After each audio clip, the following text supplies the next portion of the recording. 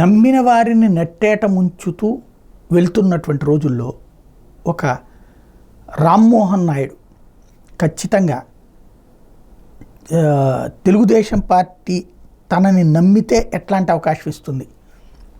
BC సామాజిక వర్గంలో ఒక కీలకమైనటువంటి అంశం ఏంటంటే ఎర్రన్నాయుడు గారి అబ్బాయి వాళ్ళ కుటుంబం తెలుగుదేశాన్ని నమ్ముకుంది, తెలుగుదేశం ఆ కుటుంబాన్ని నమ్మింది. అవకాశాలు ఎప్పుడు అందుకుంటానే ఉన్నది ఆ కుటుంబం. అందులో అచ్చెన్నాయుడు, ఇటు పక్కన ఎర్రన్నాయుడు, ఆ తర్వాతన ఇప్పుడు రామ్మోహన్ నాయుడు. ఎర్రన్నాయుడు తర్వాత మళ్ళీ కేంద్ర మంత్రివర్గంలో రామ్మోహన్ నాయుడికి ఇవాళ అవకాశం దక్కడం అన్నటువంటిది కీలకం. వరుసగా అంటే పార్టీని నమ్ముకున్నటువంటి వాళ్ళని నట్టేట ముంచుతారు అనేటువంటిది ప్రచారం ఉన్న సోమిరెడ్డి చంద్రమోహన్ రెడ్డి ఎన్నిసార్లు ఓటమి పాలయ్యారు. 20 సంవత్సరాల నుంచి విజయం ఎరగట్లేదు, కానీ ఆయనకి అవకాశం దక్కింది.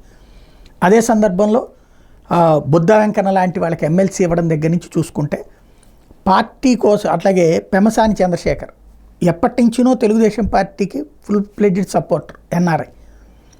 ఆయనకి పార్టీ ఈ దఫా అవకాశం ఇచ్చింది. ఎట్లాగా మళ్ళీ నమ్మిన వాళ్ళని అన్యాయం చేయాలి. గల్లా జయదేవ్ ఈ రాజకీయాలు వద్దనుకుని వెళ్ళిపోతున్నాడు కాబట్టి పెమసాని చంద్రశేఖర్కి అవకాశం ఇచ్చింది. తద్వారా నమ్మినటువంటి వాళ్ళకి అండగా నిలబడుతూ సాగించినటువంటి వ్యవహారమే ఇక్కడ కీలకమైంది.